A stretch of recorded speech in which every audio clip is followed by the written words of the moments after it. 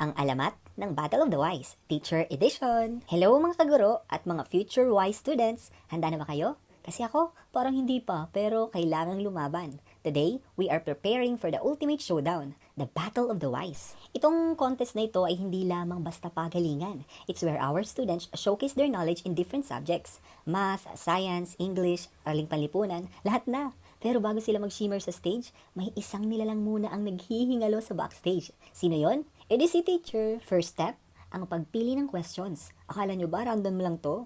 No way. We have to base this on the learning competencies. Kailangan aligned, kailangan seryoso, pero kailangan wag naman sobrang hirap na pati ako mapapakamot ng ulo.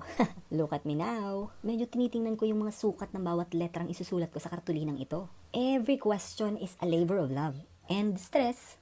Gusto nating maging wise ang mga bata. Kaya si teacher, nagpakahenyo muna sa pag-draft. And here comes my favorite part. At ang paborito ng mga likod natin, ang cartolina writing. Dito sinusubok ang pagiging visual artist ng isang guro. Rule number 1, dapat ang sukat ng letra ay saktong-sakto. Yung mababasa ng estudyante sa dulo ng room, hindi yung kailangan pa nilang hiramin ang salamin ni Lola. Rule number 2, bawal magkamali ng spelling. Nakakahiya, di ba? Bottle of the wise, tapos si teacher, bottle of the mice. Ang naisulat, color K. Tapos, dapat pantay ang lines. Dito papasok ang meter stick na mas matangkad pa sa akin. One mistake and it's back to zero. Sayang ang kartolina. Speaking of sayang ang kartolina, alam nyo ba kung kaninong bulsa galing ang pambili nito? Correct! Sponsored by yours truly. Mula sa kartolina, marker, masking tape, hanggang sa snacks ng mga contestant natin. Si teacher ang official sponsor.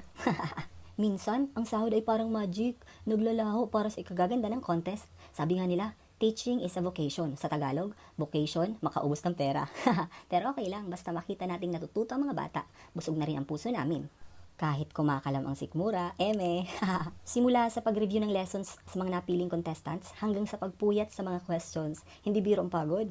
We train them until they are ready. We motivate them until they believe in themselves. Oo, mahirap.